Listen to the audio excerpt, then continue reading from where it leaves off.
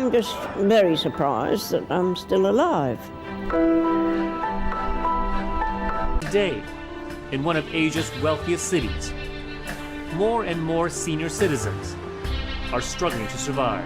Yeah, the grandmother of 4 says being forced out of her NHS job has left Ohio her State humiliated, University teachers but not reached to a be settlement deterred after by the suing decision. over Eileen age took the discrimination. case Study claims about to employment 56% of One workers supervisor over the even age of 50 called have them faced or dead could face wood. what's called employer-driven job loss. Now, that's according A statement from the World Health Organization (WHO) stated that employers often have negative attitudes towards older workers. Age discrimination persists even though older workers are not necessarily less healthy, less educated, less skillful or productive than their younger counterparts. They would be seen as burden in the workplace instead of a helper. These kinds of employers could influence their young workers to behave inappropriately towards the older ones.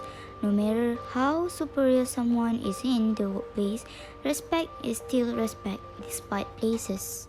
There is theoretical perspective exists on aging, which is conflict perspective. What is meant by conflict perspective in this case? When it is being applied to society's aging population, the principle means that the elderly struggle with other groups. In this case, it is the younger society members because they are both fighting to retain a certain share of resources. At some point, this competition may become a conflict. And one of the 3 classic theories of aging within the conflict perspective is modernization theory. Cowgill and Holmes in 1972 suggest that the primary cause of the elderly losing power and influence in society are the parallel forces of industrialization and modernization. As societies modernize, the status of elderly decreases, and they are increasingly likely to experience social exclusion. So, why is this happening? This happens because older people, or specifically older employees, often experience mistreatment at the workplace. There is evidence from newspaper written by Sakini Muhammad Said in 2018 stated in her article Statements from the Community Representatives. According to Shu'ib Dahaban, 73 years old, who is the president of the Association for Lifelong Learning of Older Persons Kuala Lumpur and Selangor. He said, "Our members always share their experiences of being discriminated against during our discussion session. Many people out there are stuck to the ideology that senior citizens are unproductive and useless and are not needed in the community. There are also other reasons why older people are discriminated. It is because older people often get less job opportunities compared to youngsters. There are studies and briefings conducted by My Aging since 2015. It is reported that the human resource departments of several companies were reluctant to employ senior citizens. In fact, when advertising vacancies, they blatantly state that candidates should be aged below 40, although the posts were suitable for senior citizens too. Other reports by Malaysian Employers Federation (MEF), older workers, especially those aged 45 and above, are now less likely to find employment in the weak labour market following the COVID-19 pandemic.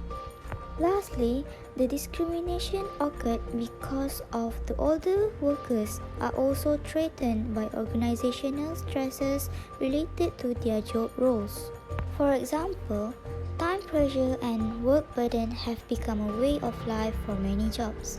They are under constant pressure with too many things to do and insufficient duration, which increases the likelihood of older workers suffering negative consequences, including burnout and reduced health and well-being.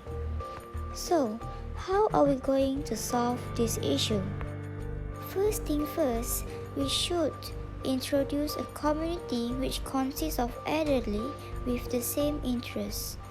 That is the only space for them to find a strong sense of community within their own group. Having their own community ensures them that they don't have to feel left out and lonely when they are at their workplace. Secondly, companies should be equally fair by providing the same opportunity for all job applicants even though they are old.